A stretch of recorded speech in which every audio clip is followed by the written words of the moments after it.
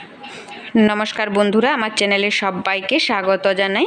आज के आमी आपनादेर संगे शेयर करब एँचोड़ेर मशला रेसिपि। एखाने आमी केटे निয়েছি एँचोड़, केटे निয়েছি आलू,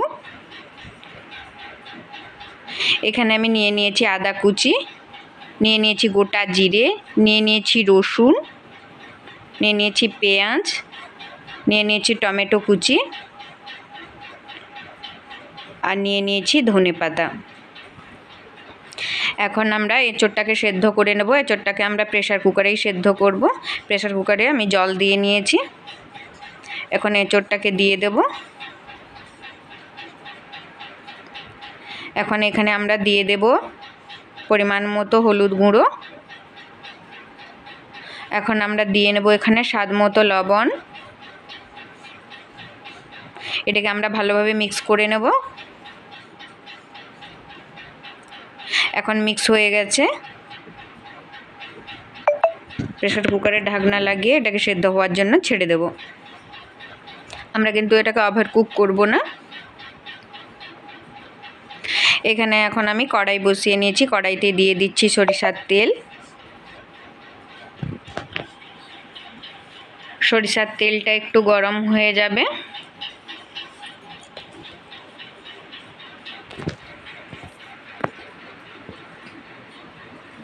এখন আমরা কুচি করে রাখা আলুগুলোকে ভেজে নেব। আমরা কিন্তু খালি এঁচোড়টাকেই সেদ্ধ করব, আলুগুলোকে সেদ্ধ করব না। আলুগুলোকে আমরা ফ্রাই করে নেব।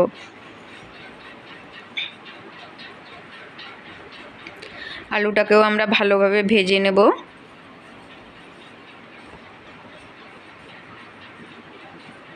এখানে আমি দিয়ে দিলাম আলুগুলোতে স্বাদ মতো লবণ। লবণ দিয়ে আমি এখন ভালোভাবে ভেজে নেব আলুগুলোকে।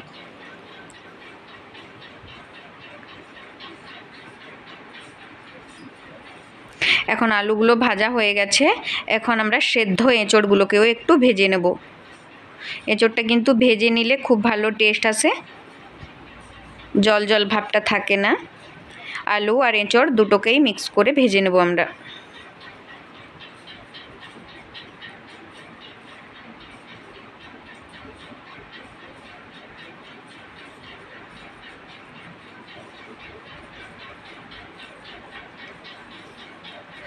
এগুলো এখন ভাজা হয়ে গেছে।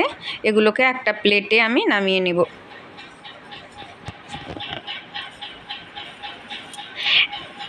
এখন আমরা কড়াইতে আবার তেল দিয়ে নেব।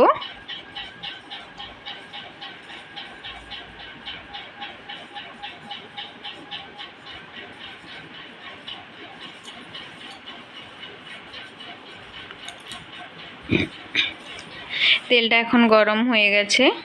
এখন আমরা পেস্টটা ঢেলে দেব। এখানে নিয়ে নিয়েছি লঙ্কার গুঁড়ো।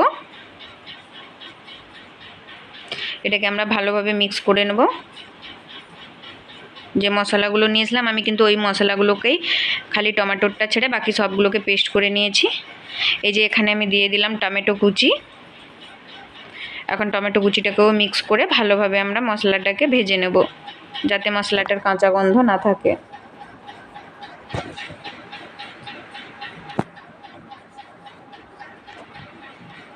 দেখুন মশলাটাও ভালোভাবে ভেজে গেছে।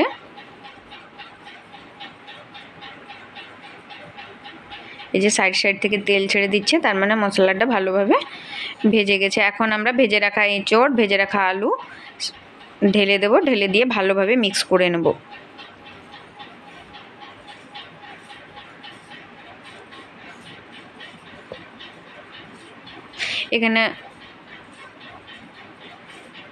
এখানে আমরা এঁচোড়টা আর মশলাটা যাতে ভালোভাবে মিক্স হয় তার জন্য সামান্য একটু গরম জল দিয়ে ভালোভাবে এটাকে মিক্স করে নেব।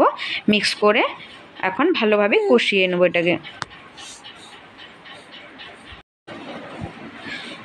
এই যে দেখুন এখন এটা ভালোভাবে কষানো হয়ে গেছে। এখন আমরা এখানে ঢেলে দেব গরম জল। গরম জল ঢেলে আবার ভালোভাবে নাড়াচাড়া করে নেব। এখানে আর একটু জল দিতে হবে, তাই আর একটু জল দিয়ে নিলাম। আপনারা ওই রকমভাবে ঘরে বানিয়ে খাবেন এবং ফ্যামিলির সবাইকে খাওয়াবেন।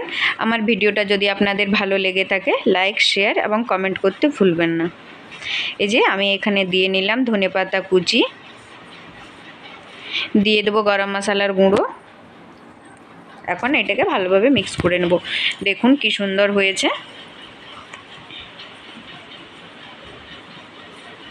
আমাদের এঁচোড় মশলা এখন রেডি হয়ে গেছে।